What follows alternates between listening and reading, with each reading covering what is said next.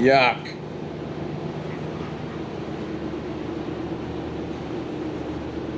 Oh, yuck. Yuck.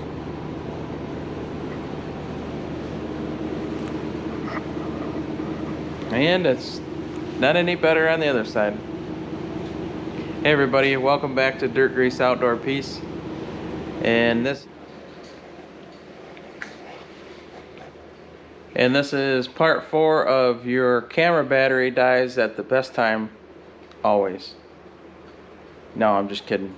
It did die again though. For some strange reason, if you don't recharge the batteries, they don't last very long. So gonna have to try to work on that. Because when the camera is sitting there and not being used, maybe I should plug it in.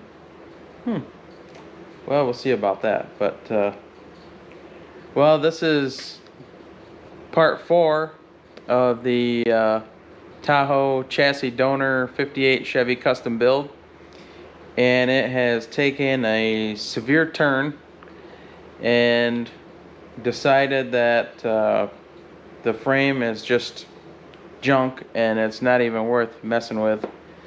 And besides the cross members being rotted out, there's a bunch of other stuff rotted out here, and the bottom of the frame rail here is just complete junk, and everything was so scaly and nasty anyways. It's not even worth messing with, because by the time I get to cut back to good metal and try to do anything, it's just gonna be too much work. So I started looking for a frame yesterday, and I ended up finding I think it was the same year, but I think it's a Escalade frame in Kentucky, and it's not that far from here. So I think it's they only wanted $550 for a frame, and it still had the paint on it, and it had a little bit of just surface rust on the bottom, but nothing like you see around here. And so I'm gonna get the frame. The frame has the control arms and the spindles on it. I gotta pay $150 each side for that. And then I'm gonna buy a rear end from them for $300. And it sounds like a lot of money, but it's gonna save me a lot of time in the long run from trying to clean up this mess and then have to fix all this junk. And yeah, I probably could get away with running this rear end, but it's just so scaly and nasty. I just don't trust it. So I'm getting the rear end. I'm gonna have to change the gears, so I'm gonna have to pull. This has 342s in it, according to the VIN. So I'm gonna have to pull the gears out of here and put it in the new rear end. And then I'm definitely getting the lower control arms. I'll talk to her about the uppers. These aren't that bad. And talk to her about the Panhard bar. So now I am, today is Thursday. We're planning on going to Kentucky on Monday. So that gives me time to start stripping this thing down, get the engine and transmission and everything out of it, which I wanted to pull the engine anyways, just to reseal everything and look at some things. I think it needed a water pump, and I want to pull the pan, look in the pan, and just check everything out anyway. So that'll give me a chance to do that. I had to get it out of there anyways. And then so yeah, I just started, I got everything unhooked from the radiator support, so I'm going to get that pulled off. I got the there's actually power steering cooler. I'm gonna have to ask her about that too. That thing's rusty. The lines are real bad, so I'm gonna ask her about the power steering cooler. Maybe a battery tray. I think the I pulled this oil cooler line out of the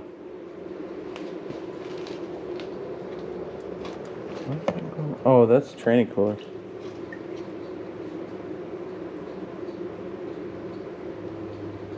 Huh. That's the no.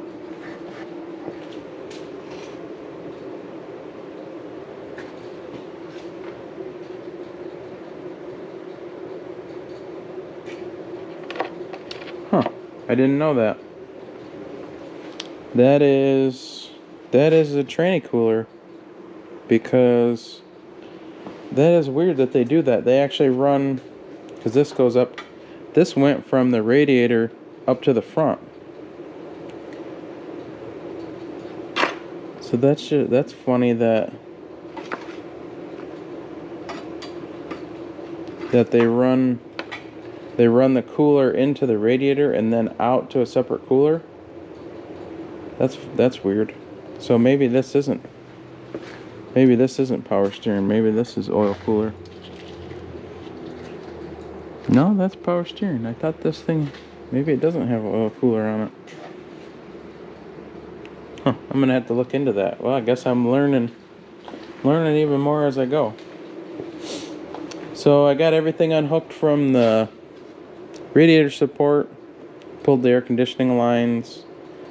So I'm gonna get that out of the way, and then the next thing I'm gonna do is label all the electronic, all the connectors, all the wiring connectors on the engine, and then I can get that harness out of the way. And that is this big harness that comes over here and the computer, so I can get that out of the way.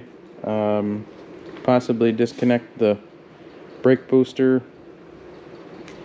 and then just keep chipping away and start getting everything unhooked and getting everything pulled out of there. So well, one of the things I wanted to say was that I wanted to thank my mom and dad for the support on this, and it would be easy for parent, even though I'm older and doing my own things, it would be easy for somebody to criticize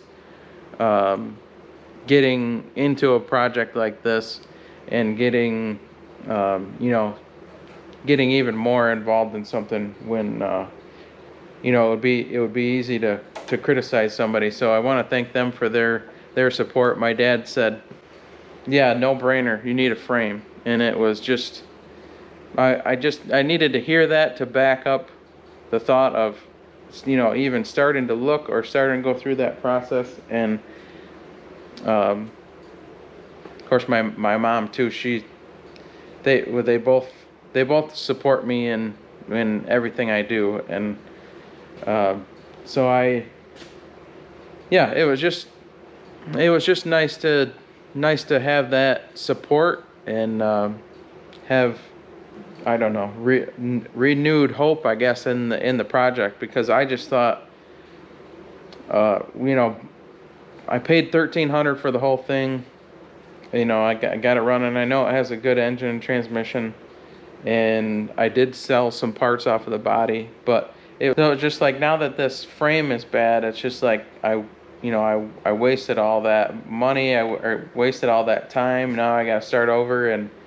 And my dad, reassured me. He said, no, you didn't waste your money. You got, think about, good engine and transmission and transfer case, and, you got these good wheels and tires. So, you could easily see, $1,000 in, in the good parts there. So, it was just nice to have that support. I think they just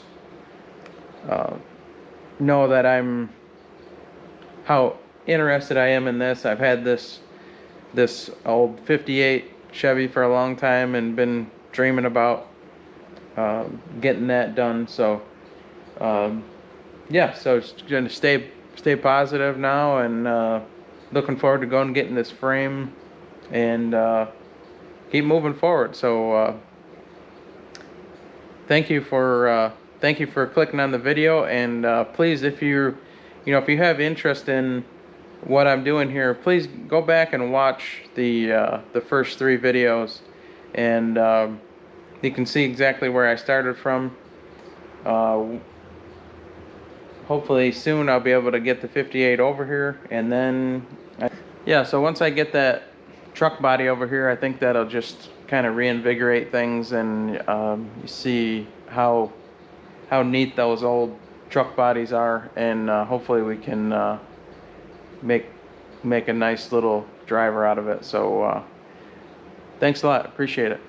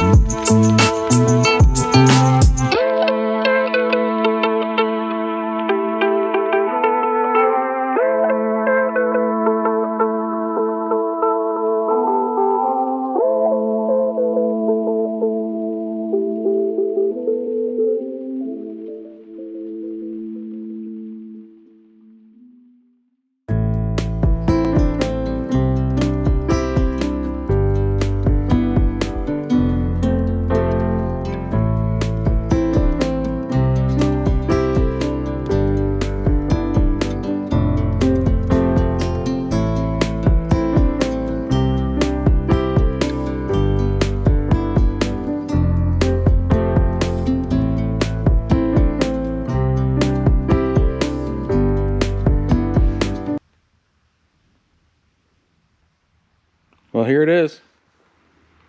This is my new frame. This is actually a 2005 Cadillac Escalade frame, but it is the same as a Tahoe or a Yukon. And when I realized that my frame was in really bad shape and it wasn't even worth trying to patch, it was just way too bad, I started looking online and I saw some that were in Ohio, and then I was thinking that maybe that's not far enough outside of the Rust Belt to be a good enough frame, or something that I wanted to invest all the time and in money in. So I looked a little bit further, and there was a junkyard that came up in Kentucky. It's called Reitman Auto Parts, Reitman, and they were excellent people to deal with. They lifted this Escalade up and they sent me a picture of the frame, and I could tell right away that this was a nice frame. And then I said that I wanted to buy the control arms for the front, and I wanted to get another rear end. And they gave me a price on the front, and I didn't think it was too bad. Well, now I think that it's a excellent deal for what I got, because not only did I get the control arms, but I got the torsion bars, which look, they still have paint on them. Torsion bars are excellent. Not only did I get the torsion bars with it, but it has decent looking shocks on it. I got another set of brakes, and these brakes actually have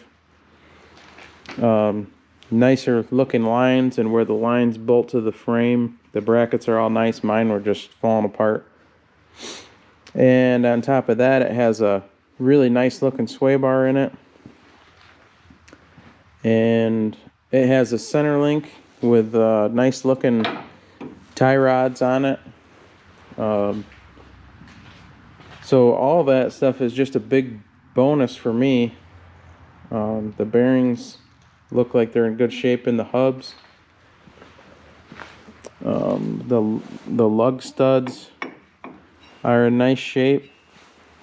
Hopefully I can just use those brakes. I didn't even look at the pads in them. Yeah, see the studs on this is all really nice.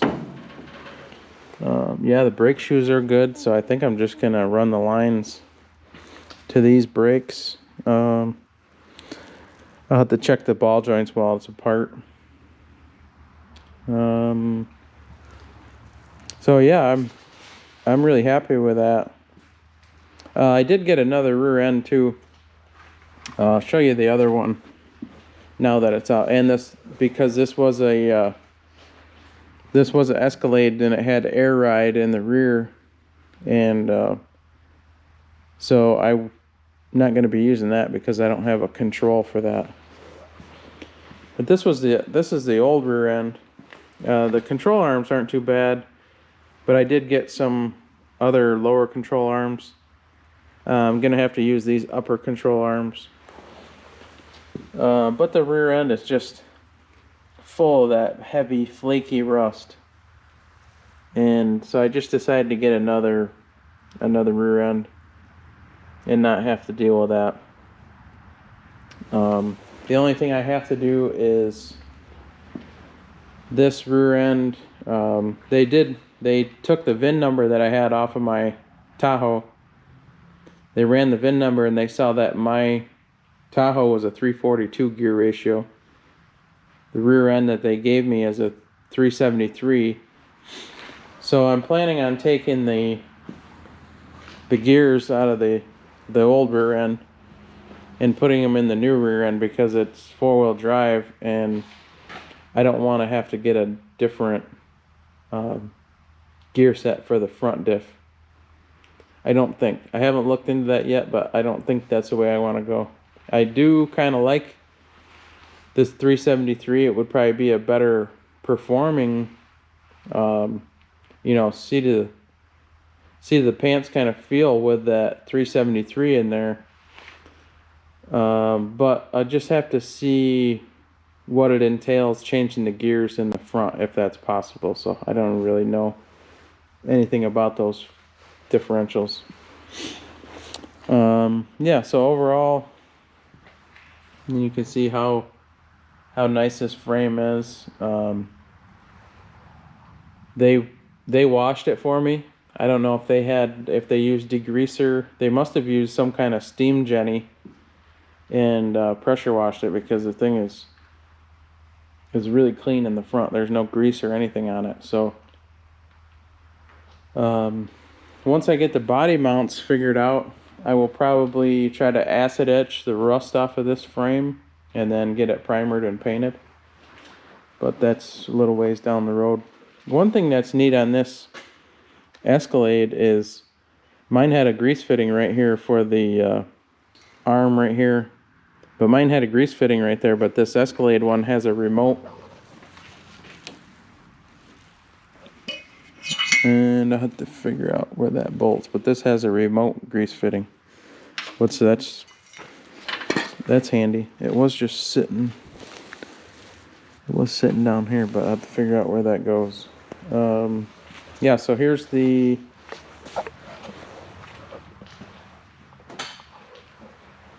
there's the front differential.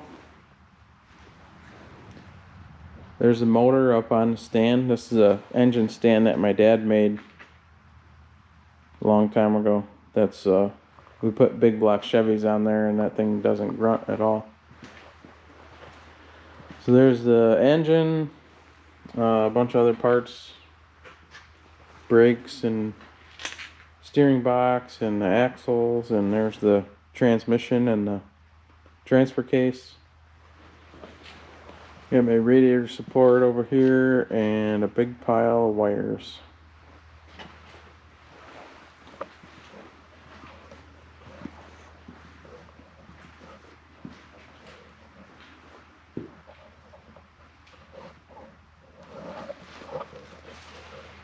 So yeah, I'm pretty happy with how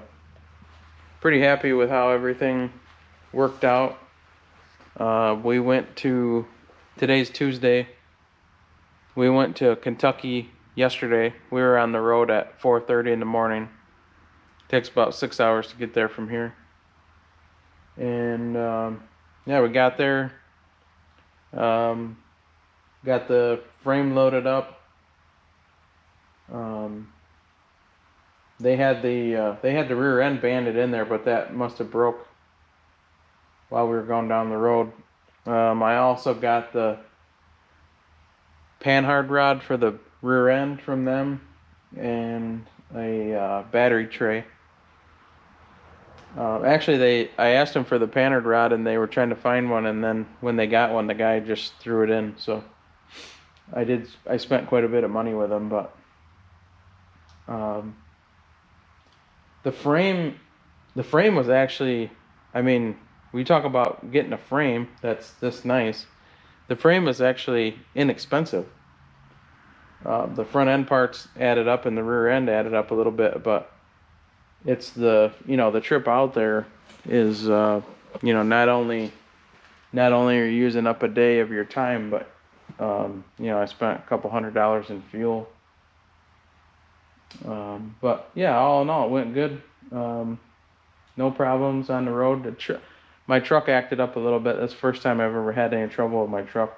The air conditioning compressor clutch wanted to engage even with the air conditioning off, so I ended up unplugging the compressor.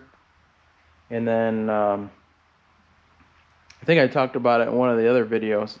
I had a rear NOx sensor, a NOx, nitric oxide sensor